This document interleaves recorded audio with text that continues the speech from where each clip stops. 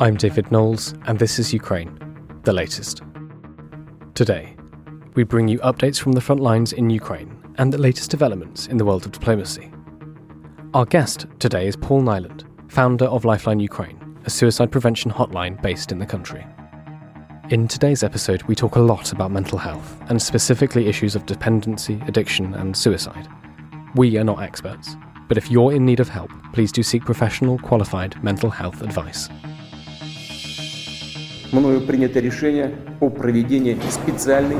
This hideous and barbaric venture of Vladimir Putin must end in failure. We need a military strategy for Ukraine to gain a decisive advantage on the battlefield, to win the war. Nobody's going to break us. We're strong. We're Ukrainians. Every weekday, we sit down with leading journalists from the Telegraph's London newsroom and our teams reporting on the ground to bring you the latest news and analysis on the war in Ukraine. It's Thursday, the 2nd of March, 1 year and 6 days since the full-scale invasion began. And today, I'm joined by our Associate Editor Dominic Nichols, Assistant Comment Editor Francis Sternley, and our guest is Paul Niland, founder of Lifeline Ukraine. I started by asking Dom for the latest news from the front lines in Ukraine.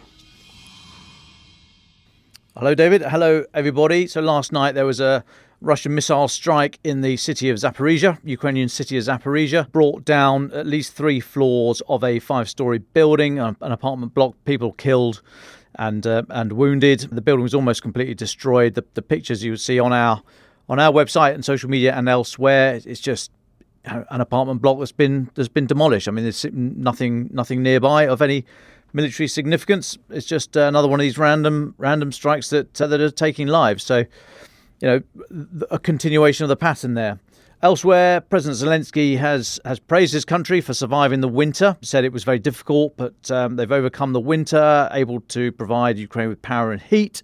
His Foreign Minister, Dmytro Kuleba, he hailed the first day of spring as another, quote, major defeat, unquote, for Putin, and said, we survived the most difficult winter in our history. It was cold and dark, but we were unbreakable. So on the other side, what's happening? So Wagner Group, Yevgeny Prigozhin, head of Wagner Group, he's posted on Telegram.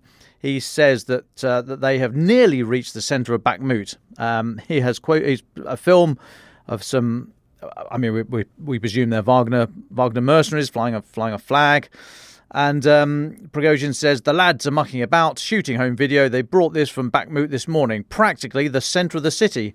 So well done, Yevgeny. It's taken 6 or 7 months, and you're practically at the centre. I mean, it's just. It is awful. I'm not making light of the violence there. I'm making light of these ridiculous claims that Bakhmut has any operational significance anymore. And it's taken, as I say, Wagner has been at it for months. They've lost thousands. Russian regular forces, which are now mainly conscripts and mobilised forces, have also been pushed up there in recent weeks. They've lost hundreds, we think, as well in this city.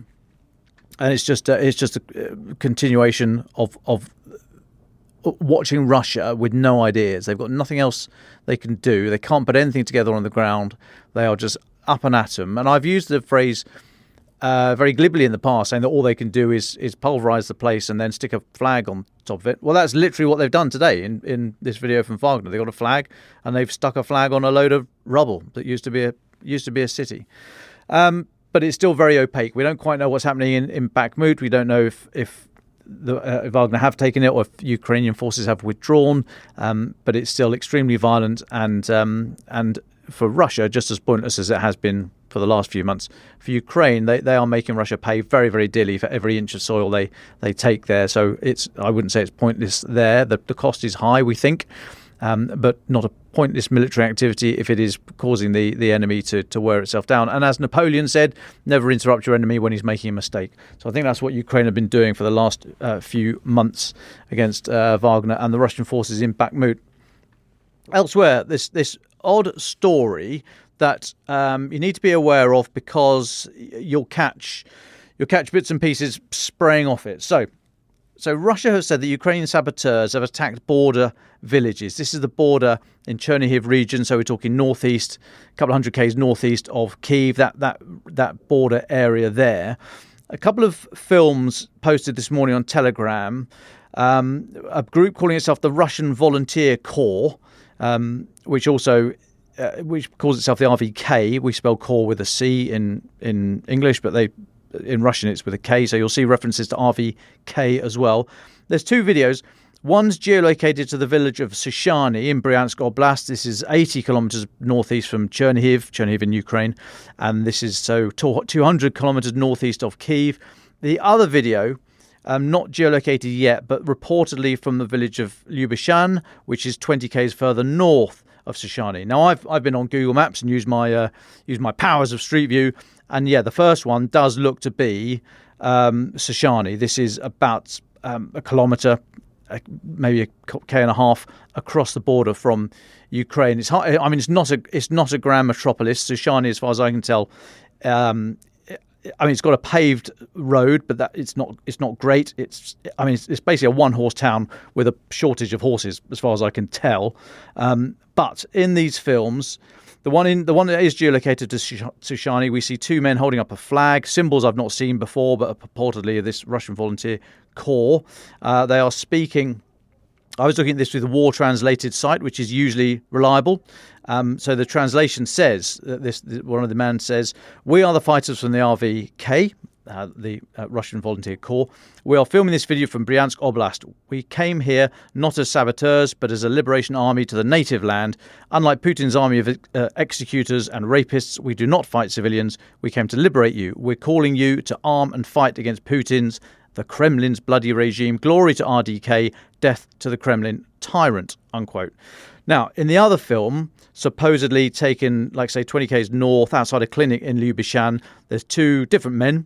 Same flag, and one of them is quoted as saying, "So friends, it happened. The Russian Volunteer Corps crossed the state border of the Russian Federation. The proof is right behind my back." And with that, he turns and points to the sign outside the clinic. He then continues, "We do not fight the civilians. We do not kill the unarmed. Keep this in mind. Now it's time for the regular Russian citizens to realize they are not slaves. Start a mutiny. Fight." Okay, end of quote. So what's happening here? Is this real? Is it a false flag by Russia to justify mobilization or any other action? I mean, Putin today, on Thursday afternoon, Russia time, he has said the incident is a terrorist attack. He says it's yet another crime.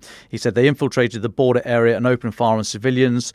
They fired on a civilian car and there were children. They still fired on it. His spokesman has said that they're going to call a meeting of the Security Council to discuss the incident, and Russia's intelligence agency have claimed a group of Ukrainian saboteurs attacked two border villages, while Kremlin-linked outlets reported that hostages have been taken. So they've gone big on it in Russia. Ukraine have said it's Mikhailo Podolyak, who's the presidential advisor, President Zelensky's advisor. He says the story about a Ukrainian sabotage group in Russia is a classic deliberate provocation. Russia wants to scare its own people to justify an attack on another country and the growing poverty after the year of war, unquote. Right, what's my view on this? And I've been chatting to the guys around the office here this morning about it. So we see these people, two videos, each with two people in it. None of them are in any kind of uniform, i.e. it's all the same. There's a mixture of green, white, black, Arctic, camouflage, loads of other stuff. Two people are wearing groin protectors. Now, groin protectors are these big triangular-shaped bits of body armor that you have over your groin. In your groin, you have running down each leg. You've got the femoral artery. If you get hit there with a bullet or shrapnel or anything like that, you can lose a huge amount of blood, and it is very, very difficult to stem the blood of that. You have to stand on someone's leg, put all your weight on it to stem the flow of blood from a femoral artery injury. So that groin protector needs to be over your groin. Right? We see two people here with groin protectors over their stomachs. So they're wearing the kit in the wrong place. They've got minimal, if any, other body armor. There's something under one person's chest webbing, but I mean, it looks more paintball-y than anything else. They are carrying AK variant weapons and grenade launchers, but they're also carrying civilian head torches, civvy woolen hats. They've got random carabiners hanging off their kit. One is wearing a headset, for the radio. That's good. Someone else is wearing ear defenders, which is not so good. You can't really hear the radio if you're wearing a set of ear defenders. They got straps all over the place. One person's wearing a GoPro I can't see the brand name, but it's a civilian helmet-mounted camera. All the kit is very clean. The clothing is all very clean. And above and beyond that, there is an abundance of yellow tape on their body and on their weapons, around their helmet, etc., etc. So what's going on here is these men are saying they are Russian, the Russian Volunteer Corps, but they're wearing yellow tape identifying as fighting on the side of Ukraine. Now, why would you do that if you're a partisan unit inside Russia? Because there are no other Ukrainian troops around there that might shoot at you such that you want to say, "Oi, mush, I'm on your side." So you wouldn't need to identify yourself as Ukraine in Russia.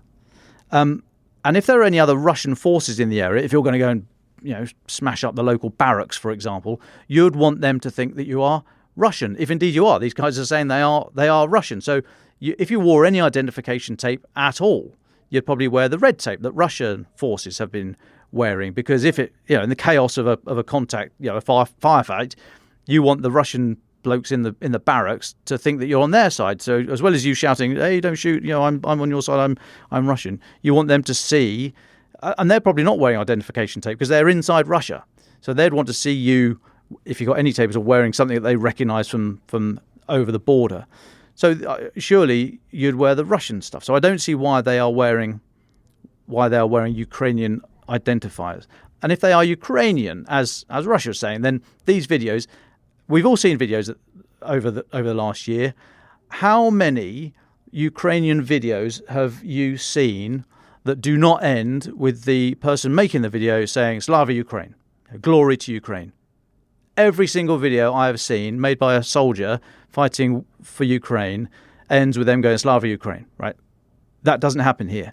So if these guys are Ukrainian, they need to work on their strategic comms and messaging, because that's not how you finish these videos. So I don't know. I don't know what's going on here. I'm inclined to think that, well, I don't think these are regular soldiers, for starters. They might be a local partisan irregular unit that's just got a mishmash of kit with ear defenders and woolen hats and all the rest of it. They clearly don't know how to wear military gear, how to carry themselves around weapons and all the rest of it. They are not soldiers. Now, that doesn't mean that they are not Ukrainian. That doesn't mean they're not Russian. That doesn't mean that they're not the Russian Volunteer Corps. All I'm saying is that they are not. I mean, they're not fighters, right? They are over the border. They are 1K inside the Russian border. Whether or not they started there, I do not know. I'd be extremely surprised if these are either Ukrainian troops who have gone over the border. Bearing in mind, months ago, Ukraine, when they got to the border, when they pushed Russia out of the north from north of Kyiv, they took videos of themselves at the border area along Belarus and further to the east in Chernihiv Oblast. They took videos at the border to show there's Russia. So they've done this before without all the fanfare of saying it's something new. So I don't think these are Ukrainian troops. I don't really put much stock in these are the Russian Volunteer Corps who are trying to incite some revolution inside Russia. I at the moment, in a very opaque situation where there's a paucity of reliable information, so I'm happy to be corrected as more information comes out. I think this looks staged. I think this looks as if it's by Russia. It's timely, considering the recent comments from Putin and others. And I think we need to take note of this, have a look at it, but ask yourself the questions. I mean, go and have a look at the videos and just ask yourself, does it seem real? And it certainly doesn't to me. Well, thanks for that, Dom. Yes, as you said, it's an opaque situation, something we'll definitely find out more about in the next few days. So I'm sure we'll come back to this. Can I go to Francis Durnley? What's the latest in the world of politics and international diplomacy? Thanks, David. Well, before I jump into the diplomatic stuff, I do just want to comment on the story Dom was just reporting on there. I mean, call me a cynic, but I do tend to subscribe to the view that there's no such thing as a coincidence in Putin's Russia. And the fact that we saw yesterday, as I reported on, Putin talking to the FSB about the importance of doubling down on Western activity, Western saboteurs, Ukrainian activity designed to harm Russia, and then we see this within 24 hours, it just doesn't feel quite right to me, particularly given the caveats and the question marks posed by Dom's analysis. And indeed, he and I were looking at the video for a while earlier, and there was just so many things that raised alarm bells that I think it's highly, highly sceptical that those people are who they say they are. But no doubt we will be reporting on that again when we hear more on it. Of course, now we are in the G20. It's in New Delhi. It's taking place at the moment. Of course, India have perhaps had a slightly uneasy role in all of this since the war began. They've not been one of those countries that's been willing to outrightly condemn Russia's invasion. They have abstained in a lot of key UN votes. But not only that, they've been purchasing a lot of cheap Russian oil.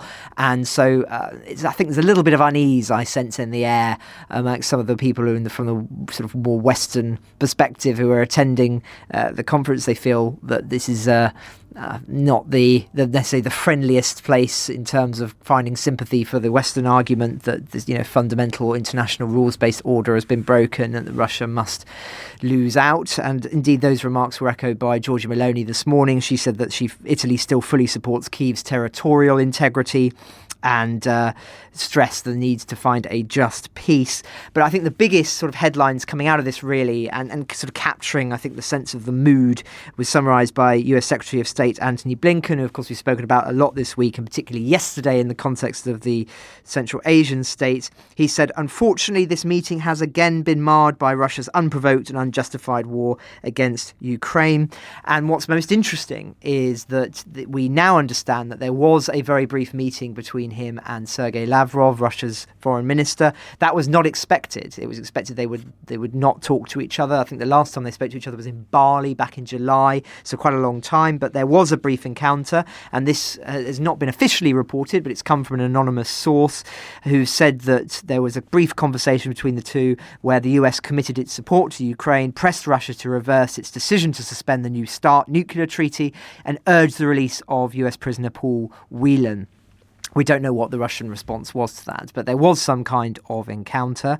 The other big thing that came out of the G20 so far is that China have joined Russia in refusing to support a demand for Moscow to cease hostilities in Ukraine. There was, I think people knew that this would be vetoed, but there was plans for there to be a joint statement from the G20, but that, as I say, has been vetoed by China and Russia.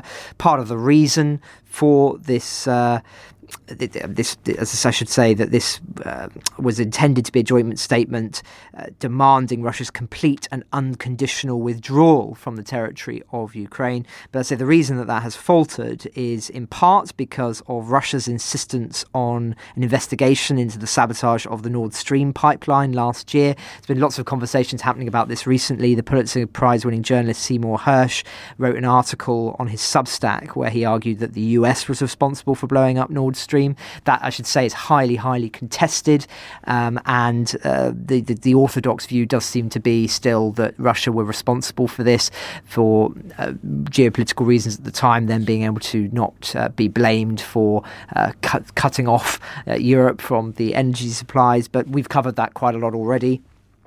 The other reason that this joint declaration has not got off the ground, although I don't think it would have gone off the ground in any circumstances, but anyway, regardless, Russia have said that the West is burying this Black Sea grain deal.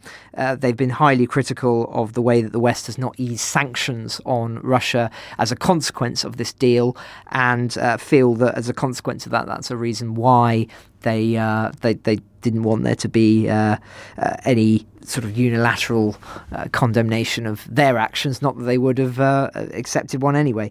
But yes, so these are the reasons why China, at the very least, has supported Russia in this. I should say as well that I think the significance of the grain deal here, and to some extent Nord Stream, is an attempt for Russia to say that it is trying to do its best for the world economy, that it wants to reopen its supplies of oil and gas to the wider world. It wants to make sure that grain gets to Africa and to the emerging economies, and wants this sort of free trade to prosper. But it's the West that's putting these sanctions on them. And why does it matter that they're saying this now at this G20? Because it's hosted in India. A lot of the emerging economies, of course, India is being one of them. This is appealing messages to them. This idea of being connected to the world economy and not wanting things to falter as a consequence of Ukraine. So it's all very, very carefully targeted geopolitical positioning by Russia, I think. So that's the context in the G20. And just a quick update on, of course, Lukashenko being in China, which we've been covering now for the last couple of days. Some more quite strong remarks coming out of there. the leaders of both countries have pledged to work together to fight grassroots democracy movements. I know it's striking that they would admit it in those terms, but indeed they have. This is, of course, coming off just months after Beijing faced angry protests against COVID restrictions, and 3 years after the Belarusian leader was almost toppled by protests. So they've signed a defence deal and committed to crushing colour revolutions, and that's the term that they've used. Now, colour revolutions, it's actually an old Kremlin term, I believe, that was coined in the early noughties to deride opposition protests in former Soviet states. And they've said they're going to work together in an attempt to try and quash these. Quite how that will happen, I don't know, but they've agreed to that. And there's also been further warm words into how the West is trying to plunge the world into a global conflict, and these two are going to work together to stop it. They've signed a flurry of details, most of them non-binding, as well as a political statement that, as I say, has pledged to fight these grassroots democratic movements that threaten the legitimate, inverted commas, regimes. So that's the lay of the land in the diplomatic space. A fair bit happening, but I know I always say that, David. Thanks very much, Francis. And I would say to any listeners who didn't hear yesterday's podcast, we had our foreign correspondent, James Kilner, whose specialisation is the Central Asian states. And he talked for a long and fascinating time about the relations between China and its geopolitical influence on the Central Asian states. So if you haven't heard that, I would recommend you go back and listen to James. Well, thank you, Dom and Francis. I'd love to welcome our guest for today, Paul Niland. Paul, we introduced you at the beginning, but would you tell us yourself a little about your career, your life, and how you came to Ukraine? Sure, with pleasure. Thank you very much for inviting me to join you on the podcast. My name is Paul Niland. I'm the founder of Ukraine's National Suicide Prevention Hotline. I'm also a journalist as well, widely published in various different titles, and I've been in Ukraine for 20 years now. Well, thanks, Paul. Let's talk about Lifeline Ukraine then. What is it? Could you go into some detail of what it actually is and how it functions? And tell us why did you found it? Why did it start? So when I was growing up in the UK, we all knew what the Samaritans was. We knew that that was the place to turn to if you found yourself in emotional hard times. And simply there was never, until we created Lifeline Ukraine, there was never a suicide prevention hotline here. And I was asked to do this. We had a health minister at the time, Dr. Uliana Supran. She's something of a visionary. She's a very, very proactive woman. And you know, this was one of the things that was a project that she conceived. And then they were casting around looking for somebody who would take responsibility for this. And you know, one day it fell to me through a simple one-line email where I was copied, and the minister just wrote, "Bring Paul Niland into the next meeting on this." So when we were first established, our first goal was to prevent suicides, particularly in the veteran community. This is the same everywhere the world over. People who have seen active service, they're at a higher risk of potential suicidal ideation. You know, the first goal was to serve that community. And then when I was making my initial plans for Lifeline Ukraine, I said, we will evolve into the National Suicide Prevention Hotline for everybody in Ukraine. And that is what we've become. So in your view, what was the state of mental health provision? I mean, you know, speaking for myself, it does feel like in the UK there's been something of a revolution in the past 20 years. So mental health is a topic that here in Ukraine is something that's really not being talked about as much as it should have been. And again, if I go back to what was my initial planning when I said that, you know, we would evolve into the National Suicide Prevention Hotline for everybody. The other thing that I said or set out as one of my goals was for us to be a catalyst for a national discussion on suicide in particular, but on mental health in general. If you were to go back to Soviet days, then you know, psychiatry was somehow used in a punitive way. And so it became something that there was very much a stigma attached to, and people don't want to talk about it. And so through the awareness work that we've been doing in the 3.5 years of our existence, we've tried to bust a lot of local myths about suicidal ideation and about mental health, and to be, as I say, that catalyst for a wider discussion. Certainly in the last 12 months, it is absolutely something that has got more nationwide recognition of something that is a national challenge something that has to be coordinated. And the First Lady, Olena Zelenskaya, is one of the people who's kind of leading the charge in pushing forward this debate and talking about the importance of mental health support. So let's talk a little bit more about the last year. Have you found yourself doing different things as an organisation? How have you been able as an organisation to adapt to the challenges and the problems posed by the full-scale invasion? Certainly the last year has brought about challenges in many ways. When we emerged from that initial phase where Kiev was under attack and where places like Irpin and Bucha and Borodyanka had been occupied, when life in Kiev, as that threat was lifted, returned to a new kind of normal, and we were looking at the horrors that Russia had left behind in those liberated areas, I understood then, as I began looking at Lifeline Ukraine and the challenges that it was going to face, I knew that I needed to approach this more from a disaster management perspective. And in doing that, what I did was I broke down the different kinds of questions that I felt that we were going to be facing, and I organized. One of the things I love about my team is that they thirst for knowledge all the time, right? And so I organized a series of training sessions in order to give us the tools to be able to better support, for example, people who've been displaced as a result of the war, whether they're internally displaced or whether they've become refugees in third countries. 8.8% in actual fact of the interactions that we have now are with Ukrainians who are overseas, and they're through the kind of chat options that we offer support through as well. So yeah, I mean, we did a training session on how to better support young people. We did we invited experts on sexual violence to tell my colleagues how, if somebody phones us and they've been a victim of these terrible war crimes at the hands of these barbarians, we knew that we would be facing this. And I remember reading an article about the psychologists who are dealing with victims of rape, and it was saying, these people had come to a place where they were saying, I just don't want to live anymore. And I knew that therefore is going to come under the umbrella of Lifeline Ukraine. And so that was one of the training courses that we've also gone through as well.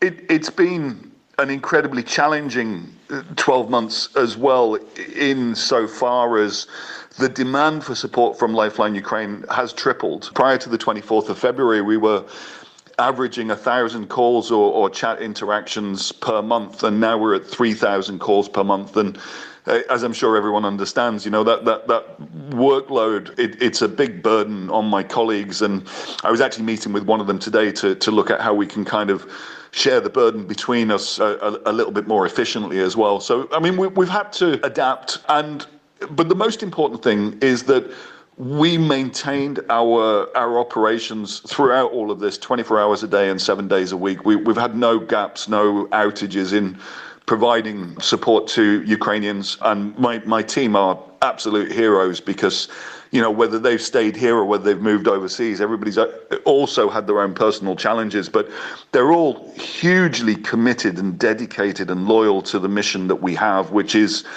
any time of the day or night to answer that call and to help somebody who's struggling. You talked a little bit about some of the training you've had this year for your team to deal with the war crimes committed. Just on that, I mean, do you see patterns in the cases that you're encountering? Would you tell us a little bit more about the kind of things your team are facing? I know this is an incredibly difficult topic, so I understand if this is a hard thing to talk about. It is clear that there are certain aspects of thinking that have manifested amongst the Ukrainian population as a result of this phase of the war and the hardships that we've been through. Another thing, for example, that we doubled down on our knowledge of. We'd already paid attention to this before, but it's helping bereaved people. Another thing that we did, and as I said, initially we came together to be there to provide support for the military. We did another training session that was specifically about PTSD as well, to kind of refresh our knowledge that we'd equipped ourselves with right at the beginning 3.5 years ago. Yeah, I mean, we see patterns, and what I'm currently in the process of doing. I'm, as the founder and director, one of my main tasks is always looking for the next grant and looking for future funding. But, in the grant proposals that I've got in with various bodies right now, we've got an inclusion of further fees for trainers, and I haven't specifically written in the grant proposal what the subjects of those trainings are going to be, because that's going to be driven by my analysis of the topics of why people are calling Lifeline Ukraine. But specifically, if you look at I mentioned doing a training for people who've been displaced. In each of those instances, that is a person or that is a family that has lost all of their familiarity, everything that they know and are used to, their school, their friends, their job, their apartment, everything that they had around them is now gone. And that's, it's a very difficult challenge for an individual, but then you have to look at the macro view on that as well and see just how large that problem is. There are 7 million internally displaced Ukrainians, and there are another 5 million or 4.5 million, the figures fluctuate, who are overseas now. So, we're talking about 12 million instances of that particular kind of trauma that I just described for you. So it's the specifics of what the problem is, and then it's the size of the problem as well in terms of the number of people it affects. You mentioned your team and their work. Would you be able to paint us a little bit of a picture? How many people are working on this? What does the organisation look like? If you could just describe it for our listeners. The organisation from the management perspective is relatively small. It's myself, and I have one colleague who's my project coordinator who I work very, very closely with. The bulk of the team are the consultants. It's the people who are doing the work of answering the calls or answering the chats, and there are 22 consultants.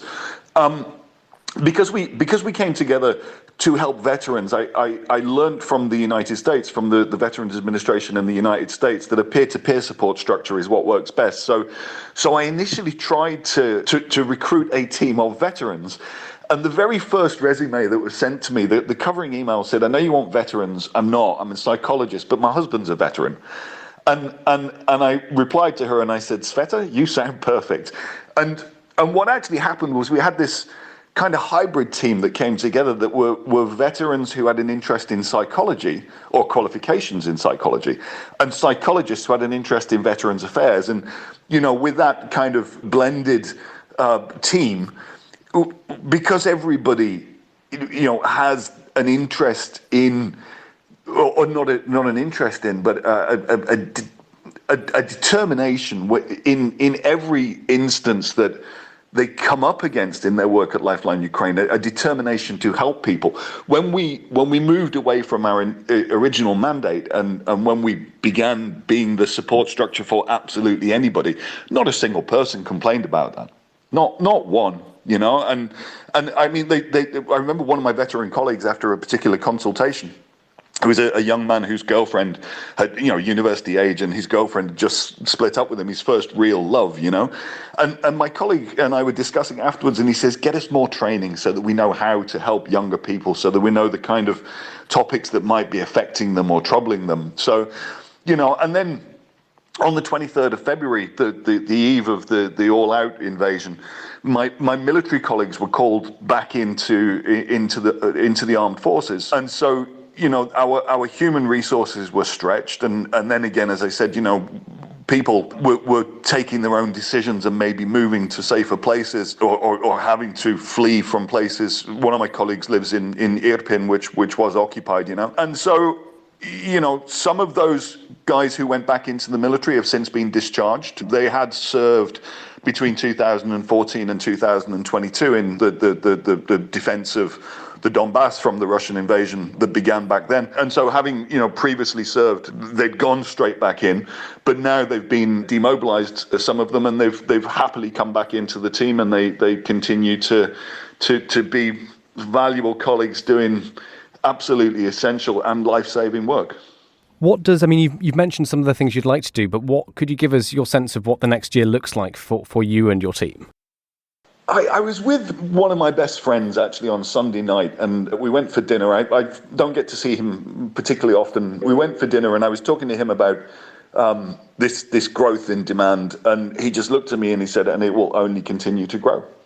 And he's right. And it grows for a couple of reasons. One is that, since commencing our work, we had to build up our reputation. We had to become a nationally known entity so that all Ukrainians knew that we were there for them. So, it's increasing awareness of the existence of Lifeline Ukraine is one thing, but it's the increased burden that is being placed on every individual. And I don't mind talking about my own personal feelings. What gets me, and as I said earlier on, nothing compared to you guys who do this professionally, but one of the hats that I wear is that I'm a journalist, and so I consume a lot of news, and what gets me is the constant exposure to images of destruction. One of your co-hosts earlier on was talking about the shelling of an apartment building in Zaporizhia last night, in which 3 floors of a residential building were wiped out by an S-300 missile, and 4 people have been killed. Like when you see that, and you see that every single day after day, it's not just the destruction of places like Bakhmut and Vuglidar and the terrible fighting that's going on there. It's the strikes against innocents as well, like the one that happened in Dnipro a couple of months ago, killing, I think the final death toll was 47 people. But an entire section of an apartment block, and there's one actually in Borodyanka to the north of Kiev, exactly the same, like a massive hole blown through the middle of this by these relentless waves of Russian attacks, and that's the thing that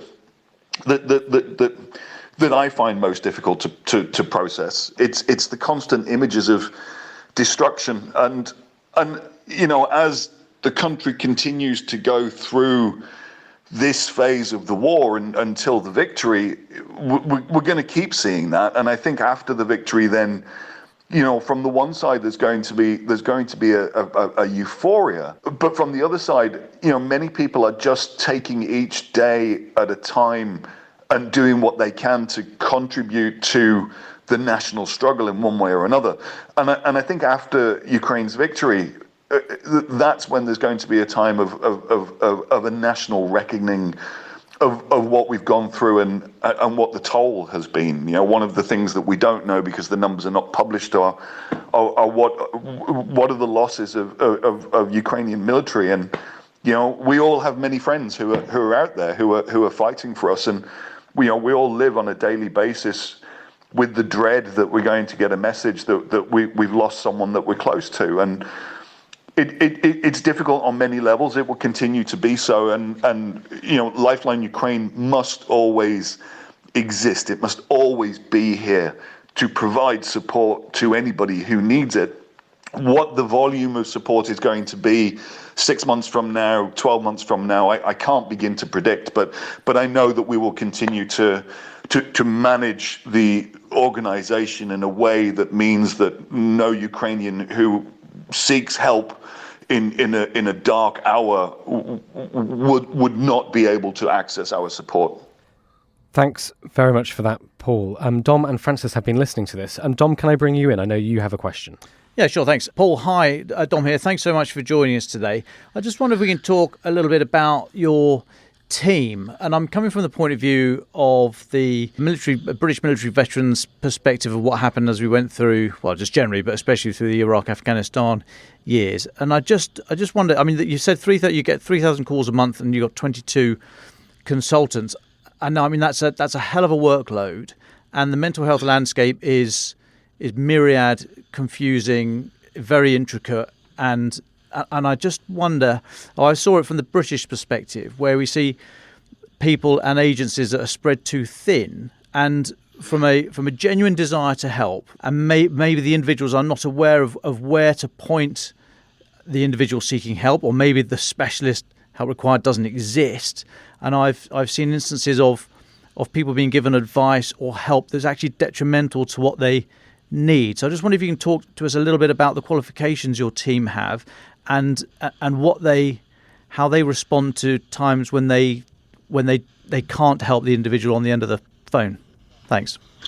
Sure. Yeah. Thanks for that's a very technical question.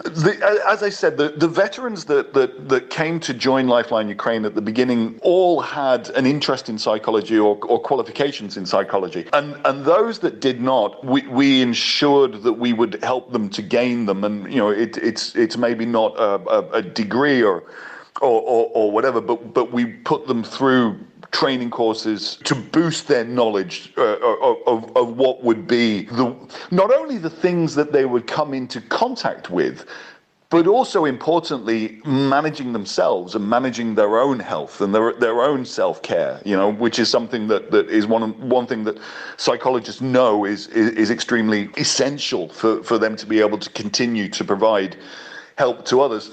And so one of the other things that we have, and when we first began, actually, it was an internal position, and it was a part of my management team. I had a residential psychological consultant who was responsible for overseeing the health of the team and making sure that nobody was close to burnout or anything like that. There's obviously a burden on their shoulders because of the nature of the work that they do. And so we have this, rather than an internal management position now, we have an external supervisor who works with the team in group sessions and individual sessions on a very regular basis, which is also a part of our commitment to our colleagues and making sure that they're managing to cope with the pressures that are upon them. An interesting part of your question at the end there, Dom, was how people cope when, for example, they've not been able to help somebody. In the vast majority of cases, when a person reaches out to Lifeline Ukraine, it's because they understand that they actually do want help. And I mean, I would say it's the same with the Samaritans as well, or Lifeline Australia, or any suicide prevention hotline globally is going to experience the same thing. So it's actually one of the posters that I have in my office, which came from our very first training course that we did when we got going. It's good that you've called. It means that I have a chance to help you, right? So somebody reaching out to Lifeline Ukraine is saying that things are hard and give me a hand and help me out. But another thing I remember, in the planning days when I was building this, I have a particular friend who would send me a link when there was a news story about a veteran suicide. He would always send it to me, and that would keep me focused and drive me on. I have to do this. This is essential. We must deliver this. And there was a story of a veteran who took his life a few months after we'd opened, and I shared it on social media, and I said, this is particularly tough because we could have helped him, and we're there specifically for him. And one of my friends who was actually a volunteer with the Samaritans, he wrote to me, he says, Paul, you cannot blame yourself because you will not save everybody. And there's an organization in the United Kingdom which is called the Zero Suicide Alliance. And the way that they explain their name is zero suicides an attainable goal? No, it isn't. But if we're going to put a number on what is, I hate to use the term, but an acceptable number of suicides, that should be zero. The acceptable number of suicides is zero. And we start from there. I'm looking at the Samaritans website where they have what they call STEP, the Samaritans Training and Engagement Programs. And I'm keen to hear more about the qualifications your team have, because I'm concerned that well-meaning amateurs can do a lot of damage in this area. And I want to hear that you're not well-meaning amateurs, that you're properly qualified people providing specialist accurate advice or directing elsewhere if it's beyond your scope. So the training program for the Samaritans is enough, they believe, with their 50 years of experience to equip a person to be able to go through a call with somebody who's dealing with a difficult emotional period. The training that and I don't know how many hours the Samaritans training runs for, but the training that I organized for my team was initially the lead psychologist and the CEO of the Israeli suicide prevention hotline, which has also been in operation for 50 years, in actual fact. They came over and did 2 days of initial training with my team. And then that was in September of 2019. We opened in October of 2019. Then in December of that year, the vice president of the National Suicide Prevention Hotline in the United States came to Kiev for 4 days. We were already operational then, so we couldn't have everybody all in one room at the same time. So we did two-day training sessions with her. And then our third international training session had experts from Belgium, Norway, and another one from the United States. And again, that was 2 full days for everybody. And we did 2 sessions each with half of the team. And then, on top of the 3.5 years now of experience that we have of operating in this sphere, which, is unparalleled. Nobody else has anything like that kind of experience. Again, I refer back to the many trainings that we've been doing. And prior to these external trainings to respond to the specific needs because of this phase of the war, we've been doing lots of internal training sessions as well, because one, because my team love to learn, and 2, because individually they've all got their different specializations. So one for example, is a specialist in addiction, in drug addiction and alcohol addiction, and so he would share his knowledge with the rest of the team.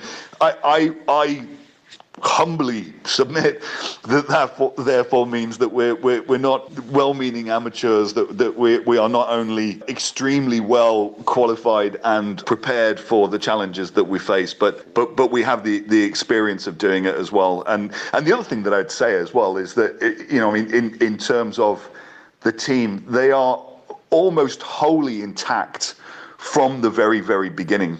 Our turnover rate of staff is very, very, very low, and so it is that full period of experience that basically anybody answering the phone at Lifeline Ukraine has. Okay, but just to finish off, Paul, are you confident that your team have the experience to know when they are right at the edge of their jigsaw and they need to stop and hand over to someone more specialised, or say with the best will in the world to the individual in distress at the end of the phone, I'm sorry, I can't help you, and I know someone who can, or maybe even I do not know how you can get help, but if we go further, it might be worse. Are you confident your team know where that line is? I'm absolutely confident in that, and anecdotally, a conversation that I had, which was with a former CEO of Lifeline Australia, days after my first meeting at the Ministry of Health, which is what convinced me that I should take on the responsibility to do this, I learned that in suicide prevention there's something called a 15-minute golden window. And if you begin a conversation with somebody in a critical situation, and you're still talking to that person 15 minutes later, then you can pretty much say that you've diffused the situation, and yes, you have actually saved that life. And that, that one thing that I was told, as I say, that was one of the things that convinced me to do this. And then when we did our second training session with the expert from the United States, her name's Dr. April Natural, I understood why that is. And the thing is that when a person has either suicidal ideation or suicidal intent and a plan to end their life, it is an extremely emotional sense.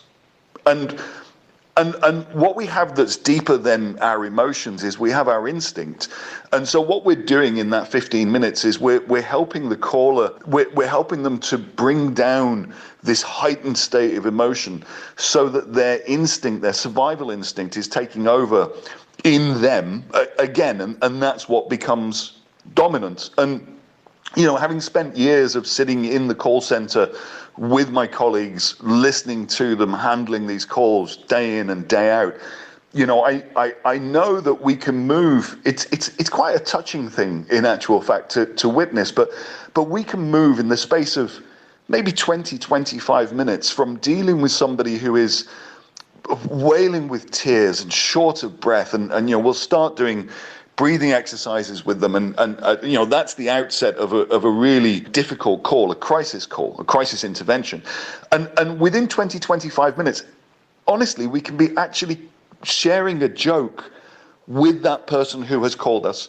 They've now calmed themselves down. They're now feeling better. Their dark feelings may return, and they may call us back 2 or 3 hours down the line, right? In particular, if they've had another few shots of vodka or something like that, there's almost always alcohol at play. But we really can move to a place where we're able to share a joke with somebody. But the other part of the answer that I want to give you as well, because you were saying, like, maybe somebody from my team would say, I don't know how to help you. One of the things that we started building up from day one was a database of external resources that we refer people to. And they might be national resources, they might be local resources, it might be for a very specific thing. We had a period, which I don't know exactly how this came up, but we had a period where one of the concerns that was very often being expressed was financial hardship. And so we were very often giving out a number to an organization, a volunteer organization that helps people restructure their finances. So that's as an example. We have a lot of different resources that we can refer people to for longer term support or to resolve an underlying issue that's brought them to this emotional state. After we've done, what we are is we're an emergency service. We're there to help that person in that instance.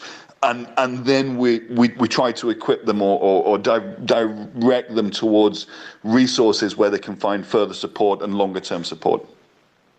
Thank you very much, Paul and Dom. Francis, anything from you? Thanks, David. Paul, just one question from me, turning to, of course, the people that are making these calls. Who are they in as a whole? I mean, do you get a sense that these are mostly civilians? Are they soldiers? Are they young? Are they old? I just want to hear a little bit more about the general trends of the kind of calls that you're receiving. So the vast majority are civilians. We are very well known in military circles because when we first began our online awareness work was targeted towards that audience specifically. And then as we came to evolve, then we shifted what was our social media messaging and who our target audiences were online. And so, yeah, the vast majority are civilians. Because we're well known in military circles, we continue to provide support to anybody, either a veteran or somebody who is serving on the front lines. We get those kind of calls as well. But I think, to break down the kind of calls that we get, we tend to support a lot of older people who are lonely. And I remember, for any Ukrainian or Russian language speakers that are listening to this, I remember one day I used to read our call report on a daily basis. I wanted to myself understand exactly the answer to that question that you're asking, Francis. What are the reasons why people are calling us? And a couple of months in, I saw this word written in Ukrainian, and I said, "What's this? Samaritans? I don't understand that." I'm stronger in Russian, right? So my colleagues know this, and they all speak to me in Russian. Well, they did anyway. We kind of switched to Ukrainian more or less nowadays. But she looks at me and she says, in Russian, "Одиночество." And I said, I have no idea what that is. I've never encountered that word in either Russian or Ukrainian. What is it? And she said, loneliness.